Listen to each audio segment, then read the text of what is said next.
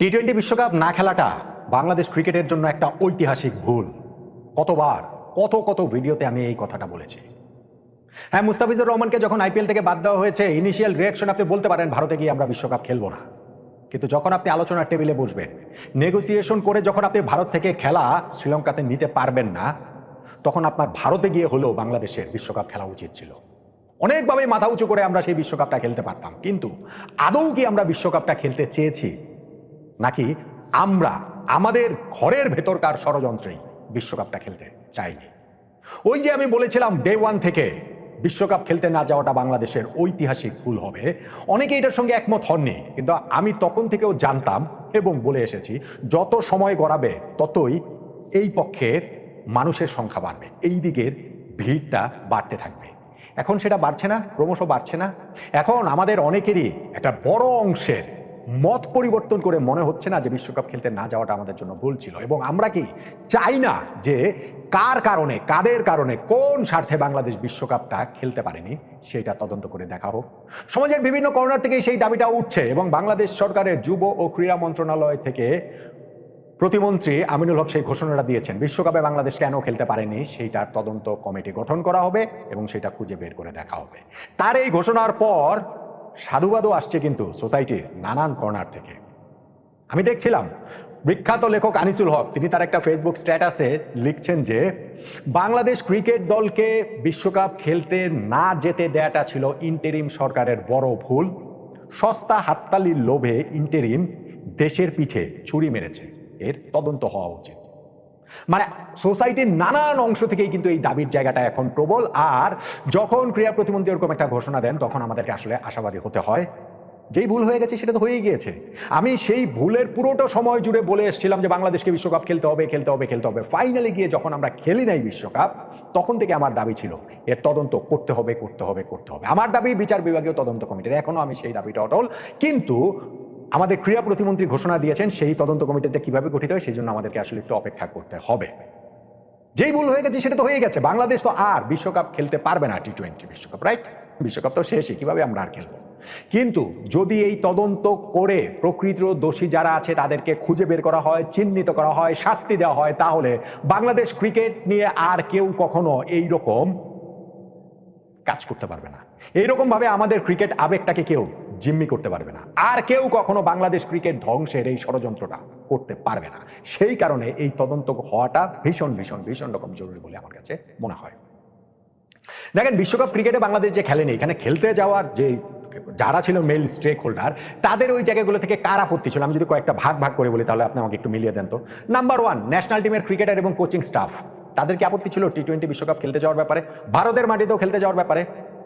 আমি যতটা জানি আপত্তি ছিল না, বেশিরভাগেরই ছিল না। খুব বিচ্ছিন্ন এক দুইজন থাকতে পারেন, কিন্তু এখন পর্যন্ত আমি কারো মুখে শুনি নাই, আমি শুনি নাই ফ্রম দ্য হর্সেস মাউথ, বা অন্য কারো কাছে বলেছেন এমন কথাও আমি শুনি নাই যে তাদের বিশ্বকাপ খেলতে যাওয়ার আপত্তির জায়গাটা ছিল।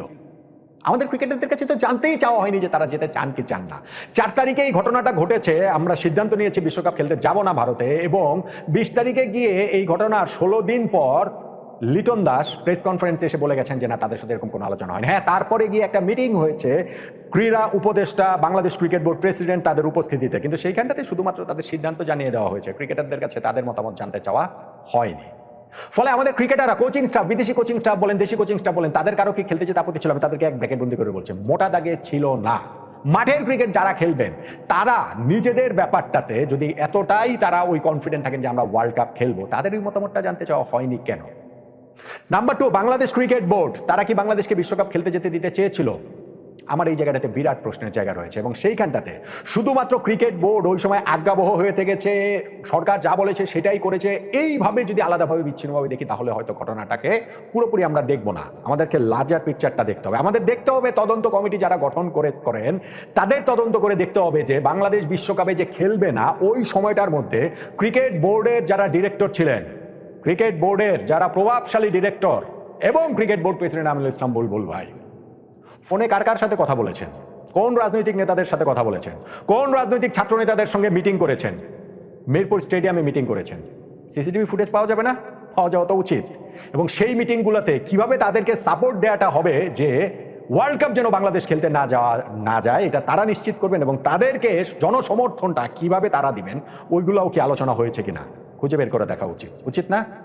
বাংলাদেশ ক্রিকেট বোর্ড দায়িত্ব এড়াতে পারে না, তাদের বিষয়ে আমি প্রশ্নবোধক চিহ্ন এই কারণে দিয়ে রেখেছি। আমাদের বুলবুল ভাই ক্রিকেট ইতিহাসের স্বর্ণযুগের প্রতিনিধি, আমাদের অন্যতম সেরা ক্রিকেটার, বাংলাদেশ ক্রিকেট ইতিহাসের সর্বকালের সেরা ক্রিকেটারদের মধ্যে একজন, আমাদের প্রথম বিশ্বকাপ দলের ক্যাপ্টেন তিনি।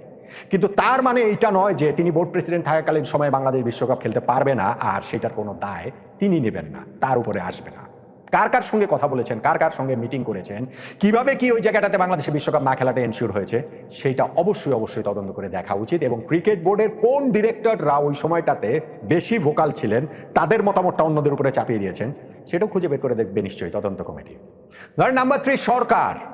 সরকার কি এই বিশ্বকাপ খেলতে দিতে চেয়েছে নাকি চায়নি? স্পষ্টত সেটা চায়নি।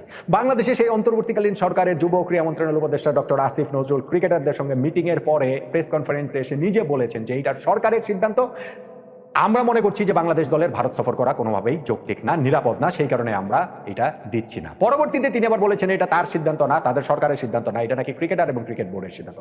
পরবর্তীতে আবার বলেছেন যে না, তার কথা ভুল ব্যাখ্যা হয়েছে, ভুল বোঝাবুঝি হয়েছে, এটা সরকারের সিদ্ধান্ত। আসল ঘটনাটা কি?